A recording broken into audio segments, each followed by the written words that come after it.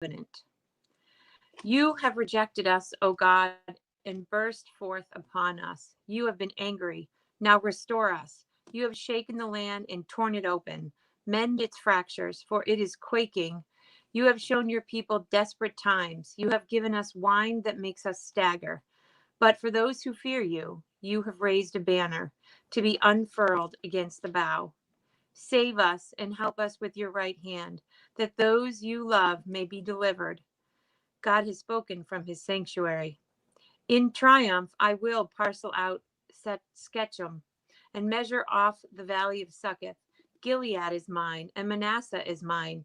Ephraim is my helmet, Judah my scepter. Moab is my wash basin. Upon Edom I toss my sandal. Over Philistia I shout in triumph. Who will bring me to the fortified city? Who will lead me to Edom? Is it not you, O God? You who have rejected us and no longer go out with our armies? Give us aid against the enemy, for the help of man is worthless. With God we will gain the victory, and he will trample down our enemies. Psalm 61. Hear my cry, O God. Listen to my prayer. From the ends of the earth I call to you. I call as my heart grows faint. Lead me to the rock that is higher than I. For you have been my refuge, a strong tower against the foe. I long to dwell in your tent forever and take refuge in the shelter of your wings. For you have heard my vows, O God. You have given me the heritage of those who fear your name. Increase the days of the king's life, his years for many generations. May he be enthroned in God's presence forever. Appoint your love and faithfulness to protect him. Then will I ever sing praise to your name and fulfill my vows day after day. Psalm 62. My soul finds rest in God alone. My salvation comes from him alone.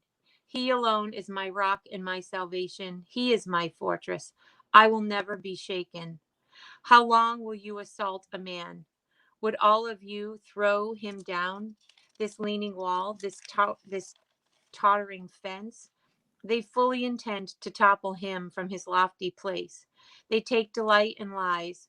With their mouths they bless, but in their hearts they curse. Find rest, O my soul, in God alone. My hope comes from him. He alone is my rock and my salvation. He is my fortress. I will not be shaken. My salvation and my honor depend on God. He is my mighty rock, my refuge. Trust in him at all times, O people. Pour out your hearts to him, for God is our refuge. Low-born men are but a breath, the high-born are but a lie.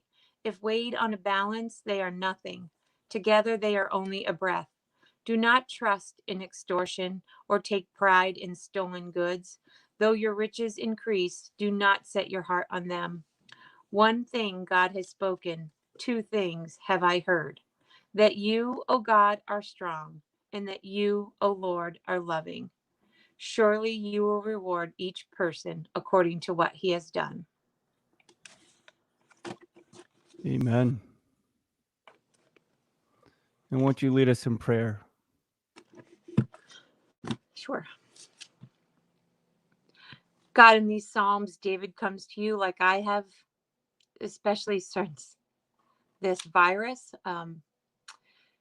just confused and scared. And by the end of the time he's done talking to you in Psalm 62, he's just praising you, worshiping you, and encouraging others to have faith in you. And God, that's what we're doing. A lot of us, I know, at least for me, I've wondered what's going on and when will it end. And I've thought about my own self, God, and how this affects me. Um, and I've cried out to you in all of that. And I've been honest in my thoughts and my words to you. But it's only you, God, that brings me peace at the end of all of my crying out, of all of my complaining. When I just set my eyes on you, Lord, you are the one who brings me peace. You alone are my fortress. God, be with all of us as we struggle. I know you hear our cries and our pain and our questions, and you carry us through all of that. You don't look down on us. You just love us where we're at. And I just ask that anyone who's crying out to you right now, that you just wrap your arms around them and you give them peace that only you can give. I pray for all the people that are working so closely with all that are sick, and especially those, that are holding the hands of those who are taking their last breath. God, I couldn't imagine. And I just ask you be with them, comfort them and comfort their patients and the families that are wondering how their loved ones are. And I just ask you to protect them. God, I thank you for um, Pastor Jeff and how he's keeping us in your word, because when we get upset, we can just fall into our own self and forget to just open up your word. But it's there that you give us such peace and understanding. And I mean, David, how many years ago wrote these words? And I feel like the things he said are the things that I've thought.